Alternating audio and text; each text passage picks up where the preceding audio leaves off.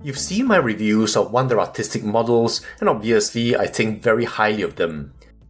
For me, they marry my love of dinosaurs and woodcraft construction kits. Well, today I have another Wonder Artistic models review, but it's a little different.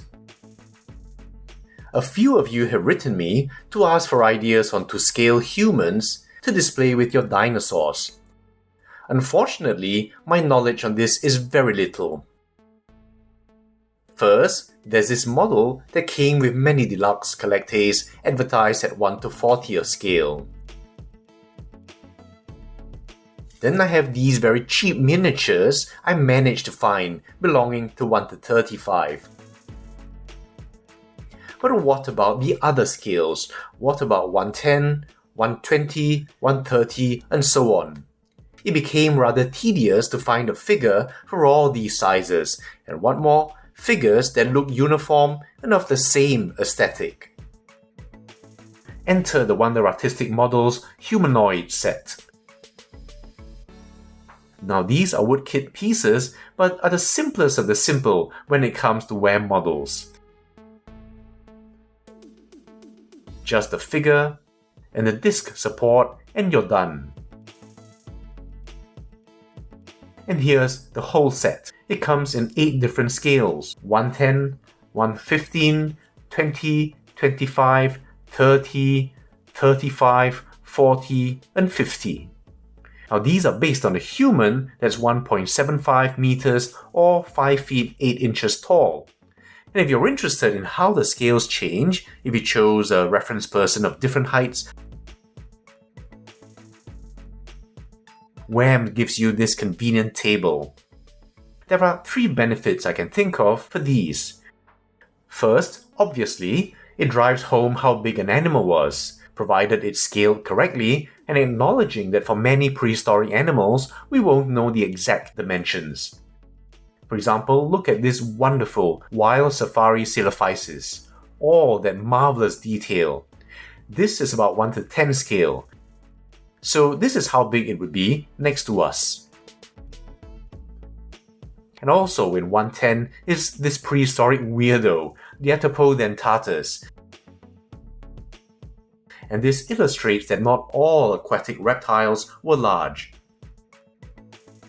And for mammals, how about this 1 to 15 Collectae thylacine? Next, we have 1 to 20, which happens to be my favorite scale for non-dinosaurs.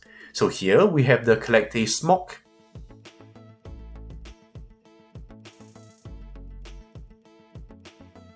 Lysovicha, and the Simpson Areops.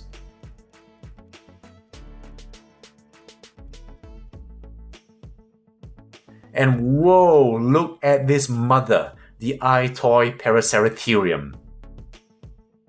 And for a dinosaur, the 1 to 20th scale Simpson Stegosaurus. For example of 125, the PNSO Pachycephalosaurus. And for a mammal, the DIN1 Stegotetrabelodon. Now 1 to 30, which I like to call the fake 1 to 35, since many models claim to be 1 to 35 are really 1 to 30. And here we have the beautiful PNSO Miragaya, Borealopelta,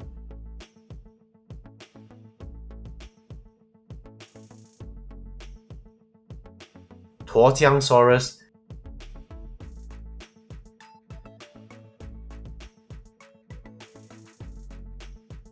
and of course the Rebor Kiss.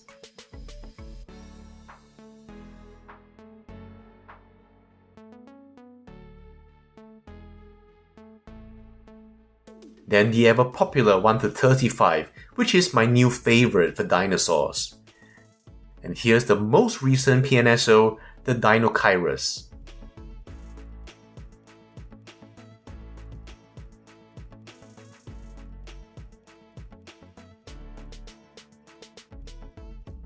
PNSO Torosaurus,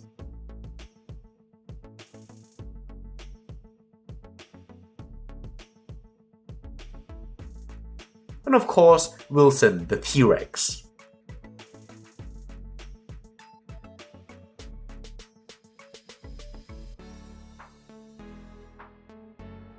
And for my original favorite 1 to 40th scale, here's the beautiful PNSO Qingdaosaurus.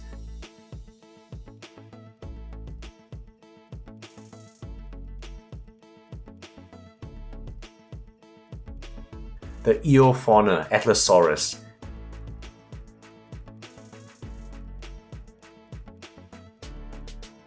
And the David Krentz Spinosaurus.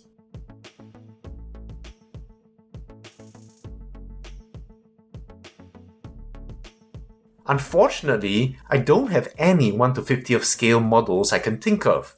The closest is possibly this Eofauna here, if you assume a large Diplodocus.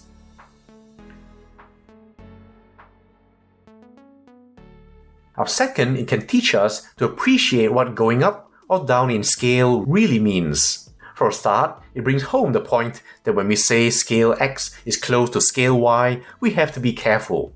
For example, it's common to hear that a model is 1 to 30, so it's close enough to 1 to 35. However, while the number 30 is close to 35, in terms of scaling, we're talking about multiplication, and the effect is more dramatic in the upper range of scales. Now, for example, scaling up from 1 to 35 scale to 1 to 30 means an increase in length of 16%. But scaling up from 1 to 15 to 1 to 10 is a length increment of 50%, and you see that clearly here. The height difference between 1 to 30 and 1 to 35 appears small, but is a lot greater between 110 and 115. And that's just length. What about volume? Volume doesn't increase linearly with length, and you can see this very clearly in these humanoids. Again, the 130 and 135. The height difference doesn't look like much, but you can see the difference in bulk. And here between 110 and 115, the filling out of that frame shows a huge difference in volume. Another way I find these humanoids incredibly useful is when I receive a new model. If you already have a frame of reference and the model comes with a stated scale, you just put the appropriately sized humanoid next to it, and you get a very quick idea of whether the claimed scale is correct or not. For example, look at this Collectae Dinotherium, purportedly 1 to 20. If we have this frame of reference, we put a 1 to 20 scaled humanoid next to it, and we see immediately that the scale is off. It's too small. Now, interesting story. I'm very grateful to Collectae for giving us prehistoric mammals, and I was delighted that they were all in 1 to 20th scale, which is my favorite scale for non-dinosaurs. I was happy in my ignorance until I got the Elasmaterium, which I thought was excessively large. And likewise, this Lisovica. I thought it might have been exaggerating the sizes until I decided to actually measure all of my Collectaes. I realized to my rage that these were not overlarge. They were in fact correctly sized, and almost everything else was over small. And now with this handy 120 humanoid, I have a quick feel for what's correctly sized. And sadly, that means that yes, while I'm happy the Dinwan Didicurus really is 1 to 20, these wonderful Dinwan Miratherium and Platybelodon are too big for 1 to 20. And this Dinwan Stegotetrabelodon is way too small. It's actually closer to 1 to 25, which is this guy. A third benefit is all these scale humanoids have exactly the same aesthetic. If you were to source for different figures, it would be hard to find models that scaled exactly to all the 1 to 40, 1 to 35, and so on. And even if you did, you'd have a messy hodgepodge from different product lines. WAM humanoids are uniform, with that Burntwood effect all WAM models have, so they won't look out of place anywhere in your display. And because they're simple, they don't take away from the main stars of your collection, the animals themselves. Now here's an example of how you might use them. Many people like all their dinosaurs to be of the same scale, so having a shelf full of mixed scale figures would grate on their sense of order. So often, they might group animals according to scale. Now let's just take my collection of PNSO dinosaurs, and as you know, I'm a big fan. However, they do have different scales. Here we have some 1 to 30th scale dinosaurs. The Miragaya, the Borealopelta, and the Tuotiangsaurus. Then in 1 to 35, we have the PNSO Dinochirus, Torosaurus, and Kylosaurus in Wilson.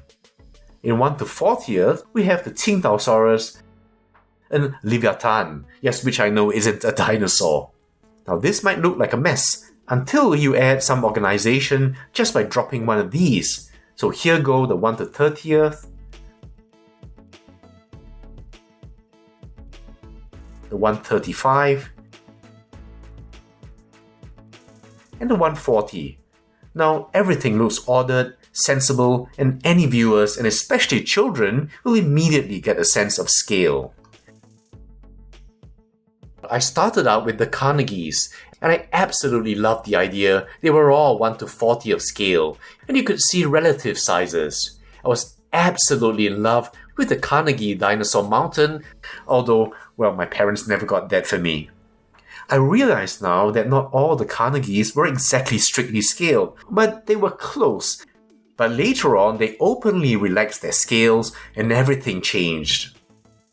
Like many people, I wish everything was in one scale, so I can see at once how big they are relative to us. However, there are good reasons not to make everything in the same scale. The first has to do with detail and realism. As sculpting standards improve, model makers want to include detail that would be way too large to be realistic on a smaller scale. Take, for example, Wilson T-Rex. One complaint was that the scales were too big. They should in fact be quite indiscernible. Of course, PNSO improved with Andrea here. But imagine what a bigger canvas would allow for. And second, it became hard to stick to 1 to 40 or even 1 to 35 scale when so many of the newer exciting discoveries were small. Now this is very much so for feathered specimens. Now naturally, everyone wanted to capture those details. I'll look at how much detail there is here on the PNSO Microraptor.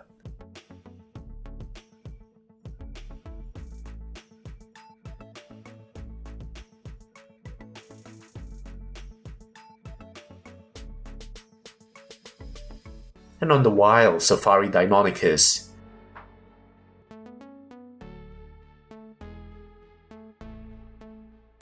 Now imagine how much detail you'd lose if they shrunk to half the size or smaller just to stick to 1 to 40. Then you have the other extreme.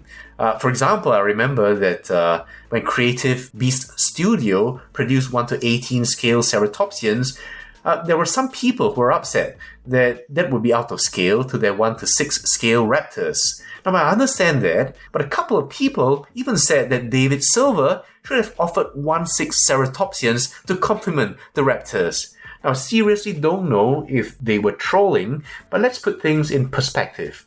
The 1 to 18 scale adult Triceratops is 45.7 centimeters, or about 18 inches.